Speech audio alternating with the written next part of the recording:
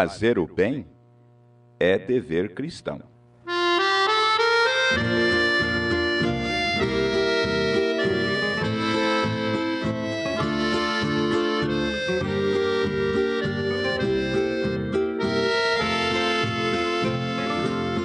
Fazer o bem sem olhar a quem é dever cristão.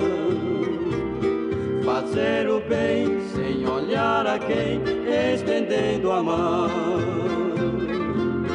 Fazer o bem sem olhar a quem, pra viver na luz. Mas o maior bem é levar alguém aos pés de Jesus.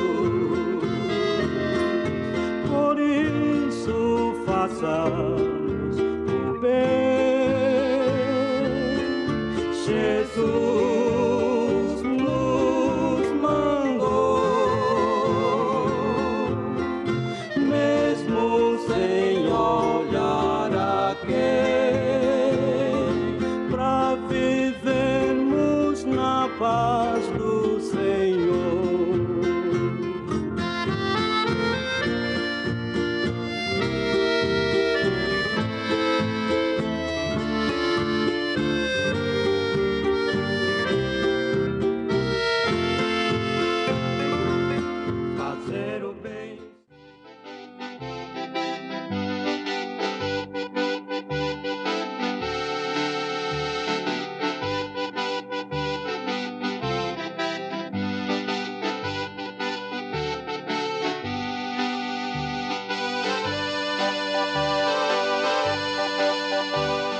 Muitos me dirão naquele dia: Senhor, Senhor, não profetizamos nós em Teu nome?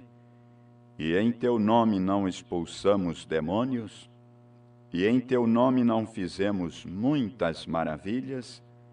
E então lhes direi abertamente: nunca vos conheci. Apartai-vos de mim, vós que praticais a iniquidade. Evangelho segundo São Mateus, capítulo 7, começando com o verso 22. Meus ouvintes, estas foram as palavras de nosso Senhor Jesus Cristo em relação àqueles que estavam mesmo fazendo boas obras, levando as pessoas a crer em Jesus como curador, sendo curados mesmo pelo poder do nome de Jesus, têm sido usados. Mas você vai observar aqui que depois de todas as experiências, depois de todos os nossos grandes cultos de curas, que temos visto por toda parte na terra, de todos os grandes milagres que temos visto ser realizados, depois de todas as grandes curas que tivemos os gritos e louvores a Deus, quer dizer, estão bebendo daquela rocha, não é? Todos os bons sermões que desfrutamos, e não obstante sermos destruídos, está tudo acabado. Quando Jesus, mesmo ouvindo as pessoas gritarem que em seu nome fizeram prodígios, maravilhas, curas, libertações, a Escritura diz que sua palavra foi expressada assim: afastai-vos de mim, vós que praticais a iniquidade.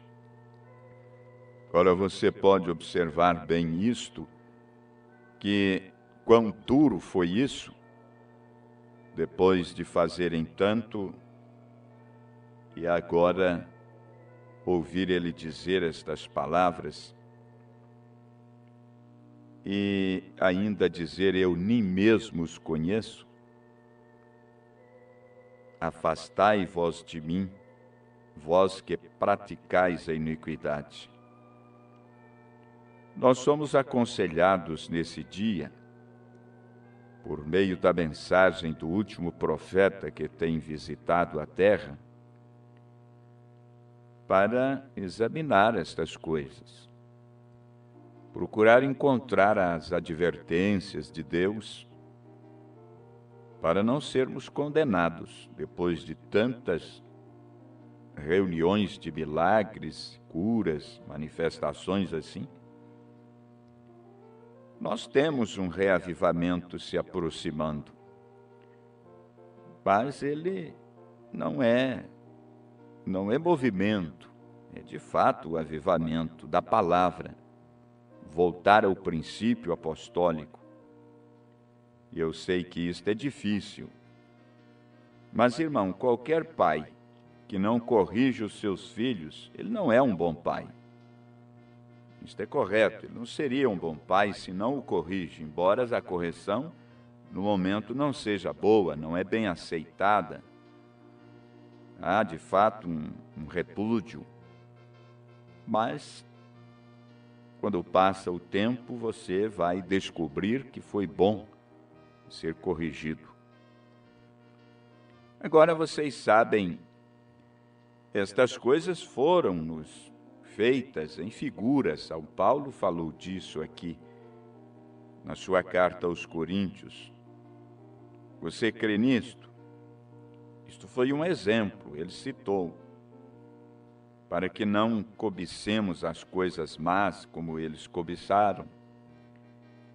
Poderia você imaginar um homem que é um jóquei, um recordista no lançamento de bola, um velho tocador, sujos, rocks and rolls? É algo assim, acontece, não é? Fica todo agitado. Todos aqueles tipos de velhas músicas sujas que Elvis Presley e estes sujeitos tocam, então voltarem e personificarem a pregação do Evangelho? Pense nisto. Poderia você imaginar um homem e uma mulher sentados ali, se lançando diante dos homens e então vir de volta, beber daquela rocha espiritual e gritar e se comportar assim? Olha, existe uma grande doutrina no meio do povo pentecostal sobre a libertação das mulheres. Elas estão usando enormes, longos brincos já, fazendo todos os tipos de roupas.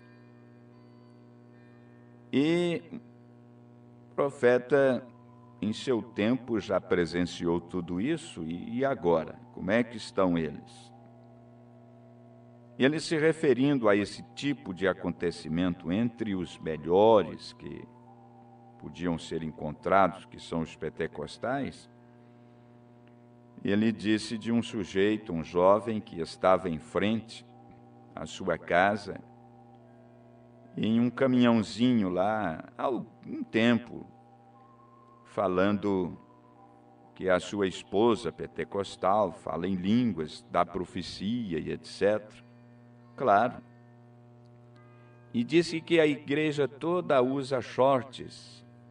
Hoje talvez já seja um motivo de crítica, uma pregação dessa natureza que você está ouvindo, porque estão todos eles, nesse tempo, na nossa geração, andando desse jeito, já dentro das próprias igrejas. Falar contra isso, para eles, é algo obsoleto, um evangelho arcaico e etc. Mas, assim como em cada era teve um evangelho que ardeu na pele das pessoas, é certo que nesta última era de Laodiceia, o mesmo Jesus Cristo, o mesmo Espírito Santo, teria que dar uma puxada e fazer arder, ainda que não gostem disso, mas saber que conhecemos a verdade do que está acontecendo. O profeta disse: olha, se ela faz isso, tem línguas e profecias e etc. E agora todo mundo já usa shorts. E ela sai aí pelas ruas às 8, 9 horas da noite, cantando pequenas pontas de etc. Ela sai fazendo algum tipo de coisa. Inclusive, sai catando as pequenas pontas de cigarro que os outros jogam fora e fuma. E continua gritando, louvando ao Senhor e profetizando. Bom, Branham disse que em seu tempo ele esteve em uma igreja onde um grande homem de Deus, pelo qual ele disse: olha, eu tenho grande respeito. E ele estava expondo isto. Depois que um dos homens, que é um dos cabeças dali, saiu, e ele tem todo aquele sangue que sai de sua mão e coisas. O profeta disse: olha, e eu fiquei rouco, correndo do leste ao oeste, tentando condenar aquela coisa nos terrenos da Bíblia, quando isto não é de Deus. Qualquer sangue que saísse de Cristo seria um sangue corporal. Não anda derramando do seu sangue hoje, fisicamente, para as pessoas. Ele tem seu sangue em seu corpo, tudo bem. Mas se alguém disser que tem o sangue de Cristo na mão, então teria que ter tirado isso de um corpo. E teria que ser do corpo dele. O corpo dele não está aqui. Então, ele disse: então o seu corpo está aqui.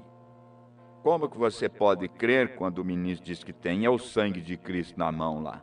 Onde ele arrumou aquele sangue? Sem o corpo de Jesus. Vejam bem.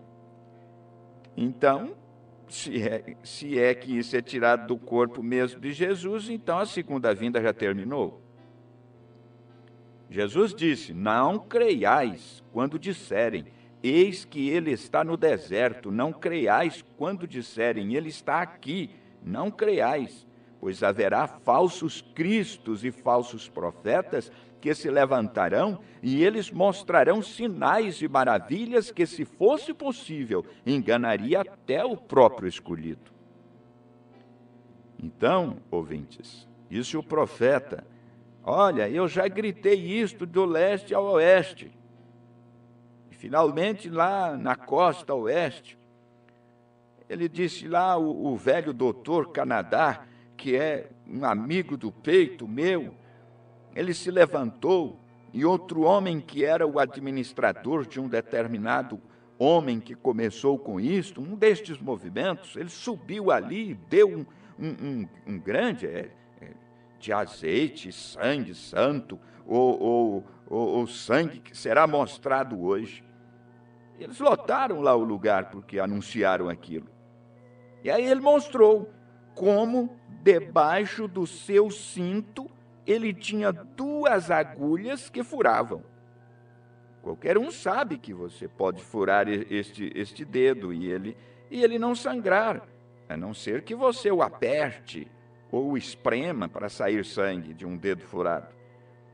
Você fura ali, ele não sangra, porque as veias estão tão distantes dali. E quando ele fez isto, aí ele mostrou como ele fazia, e ele colocava azeite aqui atrás e colocava as suas mãos por cima. Aí então ele veio e disse: estão vendo a minha mão? Perfeitamente normal. Então ele disse: glória a Deus, aleluia. Aí ele apertou as suas mãos para baixo, assim, mostrando ali que havia sangue que saía de seus dedos ao serem espremidos. Enquanto todos ficavam gritando, emocionados, e esfregavam a sua cabeça, e lá estava a cruz, quando o mesmo homem que estava com o homem que fez aquilo.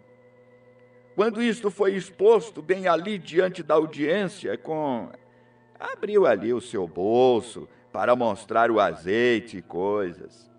e um colocou um coração lá na parede e disse assim: ah, esta parede está respirando o sangue de Jesus.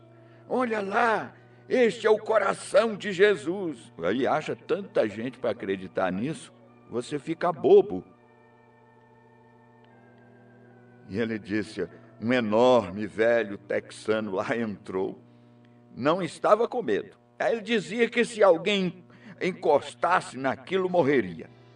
E eles colocaram cordas lá por todo lado, e tinham as fotos disto e tudo ali, onde esta parede sangrava, respirando o sangue de um coração.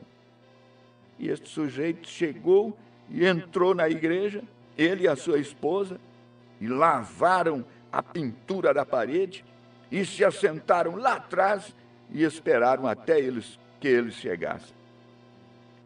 Aí o pastor disse, bem, vocês sabem que Jesus esteve aqui e tirou aquilo.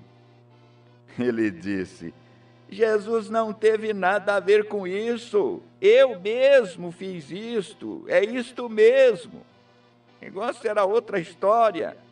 Nada de coração de Jesus e nada que Jesus teve lá, coisa nenhuma. O que aconteceu?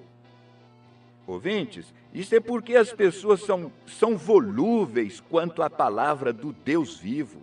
Não presta atenção ao que ela fala. Não diz a Bíblia que eles iriam de leste ao oeste, de norte ao sul, e eles teriam fome, não apenas de pão e água, mas de ouvir a palavra de Deus. Que dia estamos vivendo? E nós vemos agora todas estas grandes igrejas denominacionais se aliando. Tem chegado a uma situação que você tem que pertencer a esta liga de igrejas antes de você poder ter até mesmo um programa de rádio. Não vai muito tempo, já que programas como esse não podem ficar no ar mais. O rádio vai de você, rapaz. Não se preocupe em relação a isto.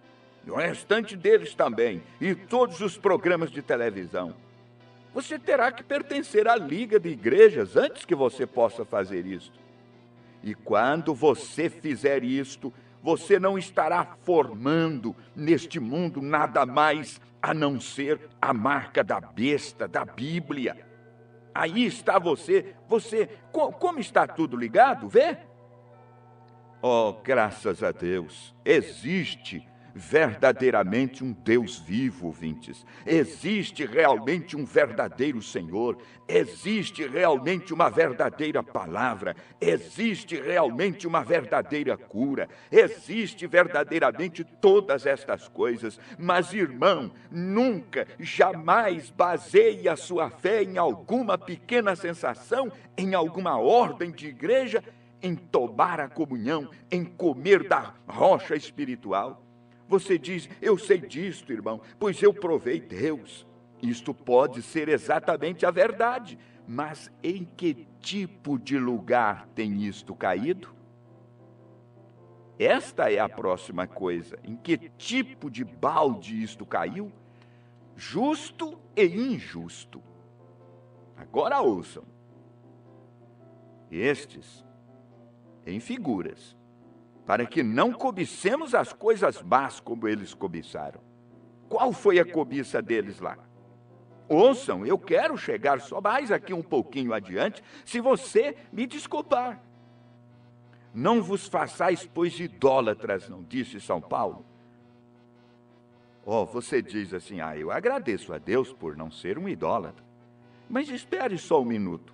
Vamos examinar isso através da palavra. Você diz assim, eu não adoraria um ídolo. Tudo bem. Isso não significa inteiramente adorar um ídolo. Você simplesmente tem ficado inativo, sem fazer nada. Vai à igreja, sim, tudo bem. Volta para casa e não faz nada em relação a isso. Irmão, um verdadeiro homem nascido de novo, ou mulher, não pode ficar quieto. Você sabia? Há algo neles. Eles têm que testificar, eles têm que fazer algo, eles são obrigados a fazer algo, eles não podem ficar quietos. Ouçam aqui. Não vos façais, pois, idólatras. como alguns deles, conforme está escrito, o povo assentou-se a comer e a beber e levantou-se para folgar. Agora, a respeito de que Paulo está falando, exemplos, eles foram batizados na igreja. Eles tiveram absolutamente um batismo correto. Um é 3 vezes para frente, para trás, no nome do Pai, Filho e Espírito Santo. Jesus somente, seja o que for, é isso. Eles possuíam um batismo correto. E eles foram batizados corretamente. Nós agitamos e nos preocupamos e discutimos em relação a coisinhas assim. Que bem isto faz? Você está deixando a norma principal. Nossas igrejas se separaram em relação ao batismo, certamente. Então você diz assim, aleluia, eles não receberam a bênção espiritual que temos. Eles são apenas velhos, frios e formais. Glória a Deus. Eu como do verdadeiro maná de Deus, eu sei que é a verdade. É exatamente a verdade. Mas que diferença isto faz? Você diz assim, irmão, o Espírito Santo realmente cai em nossa igreja. Isto é bom. Mas que diferença isto faz se você não é o tipo correto de vaso em que isto caiu? O que resolve? O negócio é que tem que ser o tipo de vaso correto para ele cair e permanecer lá. Tá certo? Recordem que ele caiu, não duvido, mas eu quero saber por que ele não permaneceu. Você diz assim, eu sou sincero. Eles também lá atrás eram. Eles deixaram as suas casas e saíram, até mesmo expuseram seus pescoços assim à morte para seguir. Eles fizeram muito mais do que temos que fazer. Aquilo não tinha nada a ver com isto. Apenas pense. A Bíblia diz, em vão eles me adoram. Em vão eles me adoram.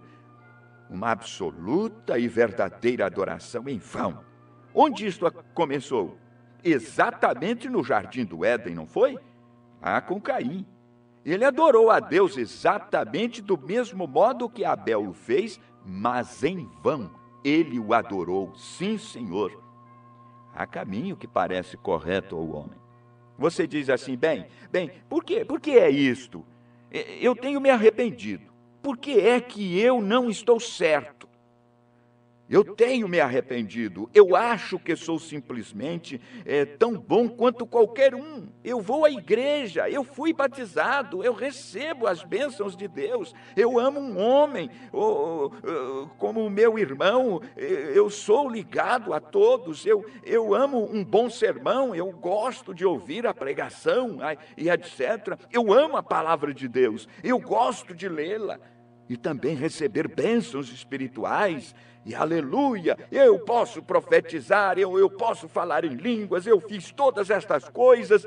Você quer dizer que isto é em vão? Eu não estou dizendo que isto é em vão, mas é possível que isto possa ser em vão.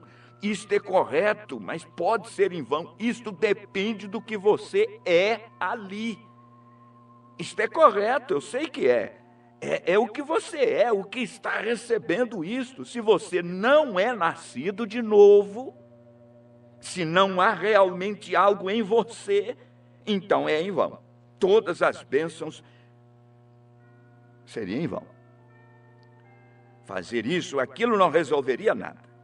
Agora, meu ouvinte, meu irmão, são verdades que estamos expressando através deste programa nas Escrituras. Você é cristão, então estou falando para você. Se é, vamos fazer tudo para que permaneça sendo e mostrando aquele fruto que não pode falhar na vida de nenhum, que é o novo nascimento.